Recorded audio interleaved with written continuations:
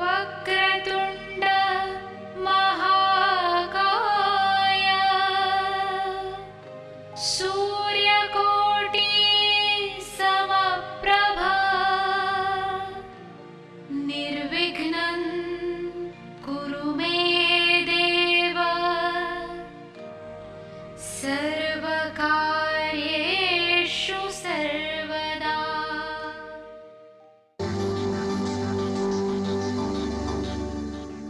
राजीव सूर्यवंशी वास्तु के क्षेत्र में एक जाना पहचाना नाम है। पिछले एक दशक से भी अधिक समय से इस क्षेत्र में सेवारत, भवनों को बिना तोड़े या फेरबदल किए उनके परामर्श से असंख्य लोग लाभान्वित हुए हैं। सिंहस्थ महाकुंभ 2003 को त्र्यंबकेश्वर में श्रद्धालुओं को वास्तुशास्त्र प्रवचनों द्वारा कृतार्थ करने पर विशेष रूप से सम्मानित किया गया।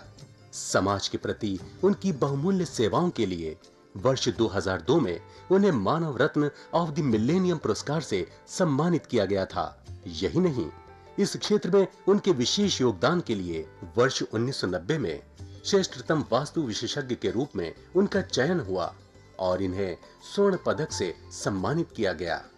राजीव सूर्यवंशी ने समय समय पर देश के विभिन्न भागों और विदेशों में सेमिनारों और कार्यक्रमों का आयोजन करके समाज की खुशहाली और उत्थान में अपना योगदान दिया है। देश विदेश के कई व्यापारिक प्रतिष्ठान, शैक्षणिक संस्थाएं, सामाजिक और धार्मिक संगठन तथा जन सामान्य उनके निस्वार्थ और उत्कृष्ट मार्गदर्शन का लाभ उठा रहे हैं। इस क्षेत्र में उनकी एक उल्लेखनीय उपलब्धि वास्तु रिसर्च फाउंडेशन की स्थापना है।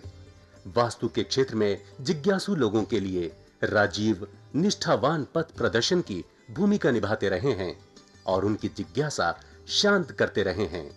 उनके अनेक विद्यार्थी इस प्राचीन विज्ञान का देश भर में प्रचार प्रसार करके लोगों का ज्ञान वर्धन कर रहे हैं। नमस्कार दर्शकों, हम जब भी भोजन करते हैं, भोजन में दाल या सब्जी होती है, वह चाहे घर में बनी हुई हो, ढाबे से आई हो, होटल से आई हो, रेस्टोरेंट से आई हो, 5 स्टार कुसीन से आई हो, कहीं से भी आई हो, यदि उसमें नमक नहीं होगा तो हमें भोजन का स्वाद नहीं आएगा, आनंद नहीं। अब बहुत छोटी सी मात्रा डलती है नमक की, किंतु वो भोजन में आनंद पैदा कर देती है। और इस आनंद को महसूस करने के लिए जीवा पर कुछ ही सेल होते हैं। यदि जुबान से एक हल्की सी परत मांस की उतार दी जाए तो वो सारे सेल्स उतर जाएंगे, फिर पता ही नहीं लगेगा, हर चीज टेस्टलेस हो जाएगी, जैसे योगी सन्यासी। किंतु जीवन तो एक उत्सव है। जीवन में हर चीज का आनंद होना चाहिए और आनंद के लिए कुछ ना कुछ त्याग करना पड़ता है, कभी धन का, कभी समय का, कभी शरीर का। अब शरीर का त्याग होता है जब हम शरीर से कार्य लेते हैं, कर्म करते हैं, जैसे हम चलकर माता वैष्णो देवी के दर्शन करने के लिए जाते हैं, तो शरीर का त्याग हो रहा है। इसी प्रकार से ये जो जीवन उत्सव है, इसका भी आनंद लेना चाहिए। और वास्तुशास्त्र इस जीवन उत्सव के लिए ही खुशी, शांति और समृद्धि के द्वार खोलता है। किंतु बहुत से लोग ऐसे होते हैं जिनको बहाने बनाने की बहुत आदत होती है।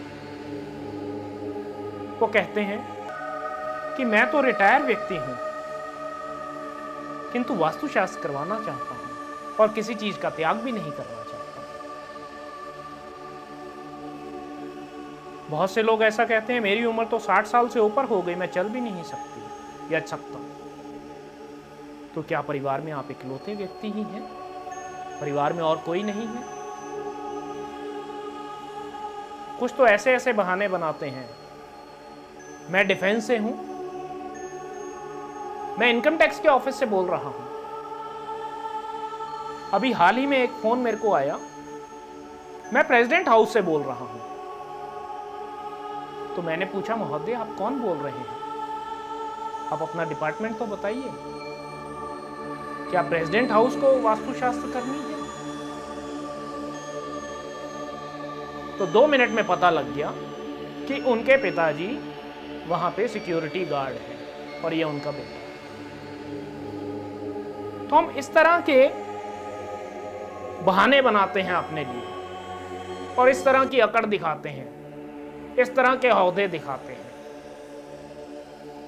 कि हर चीज हमारे घर में ही आ जाए। स्वयं इंसान का बस नहीं चलता, वो तो ऐसा करे कि भगवान को जकड़कर और पकड़कर अपने पास ही बांध ले, जिस प्रकार से रावण ने यम को अपने पाए के साथ बांध लिया। रावण तो बहुत विद्वान था, बहुत शक्तिशाली था, किंतु आज तो हम शक्ति और विद्वत्ता का ढोंग मात्र करते हैं और उसी ढोंग के एवज में सब कुछ चाहते हैं।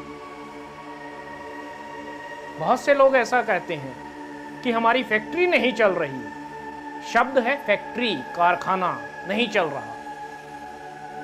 हमारे पास खर्च करने के लिए पैसा नहीं है, किंतु वास्तुशास्त्र करवाना चाहते हैं।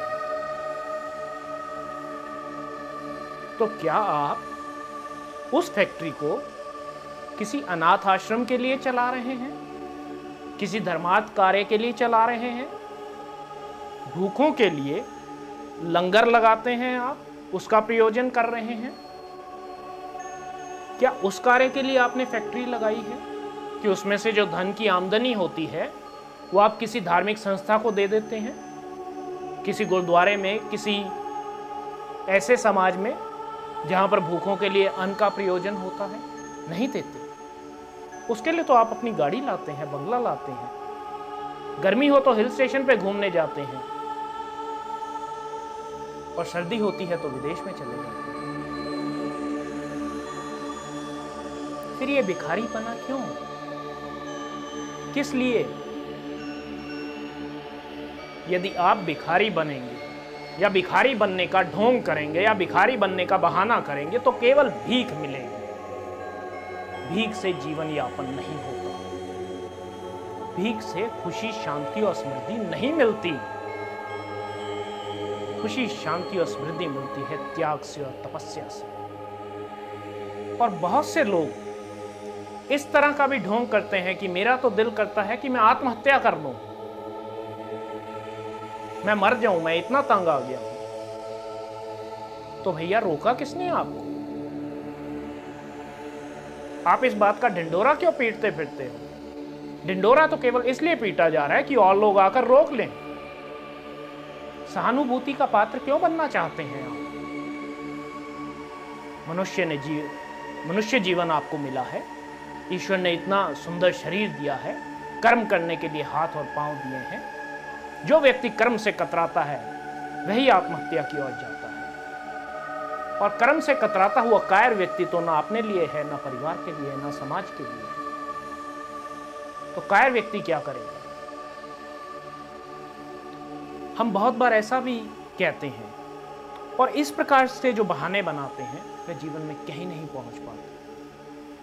वे वहीं उसी धुरी में, उसी पेरिफेरी में घूमते रहते हैं और वहीं पर नष्ट हो जाते हैं। पता भी नहीं लगता कब कहां से आए और कहां चले गए। यदि हमें जीवन में कुछ चाहिए तो हमें कुछ खोना होगा, तभी कुछ पा पाएंगे, अन्यथा कभी नहीं।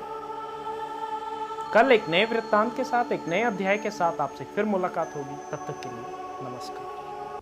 दर्शकों, अगर आपकी भी कोई समस्या है तो आप राजीव जी से अपॉइंटमेंट लेकर मिल सकते हैं। प्रतिष्ठान में आपका स्वागत है। राजीव जी की सेवाएं भारतवर्ष के साथ साथ विदेशों में भी उपलब्ध हैं। यदि आप वास्तुशास्त्र प्रवचन कराना चाहते हैं, उसके लिए भी आप हमसे संपर्क कर सकते हैं। वास्तु की स्पेशल किट, जिसमें सिद्ध यंत्र और अभिमंत्रित की हुई 10 वस्तुएं हैं, जो कि आपके पूरे घर के विभिन्न स्थानों के उपयोग में आएंगी। आप भी परामर्श के लिए राजीव सूर्यवंशी जी से मिल सकते हैं। पता है भारतीय वास्तु अनुसंधान प्रतिष्ठान, C6, सरस्वती गार्डन, कीर्ति नगर, नई दिल्ली 15।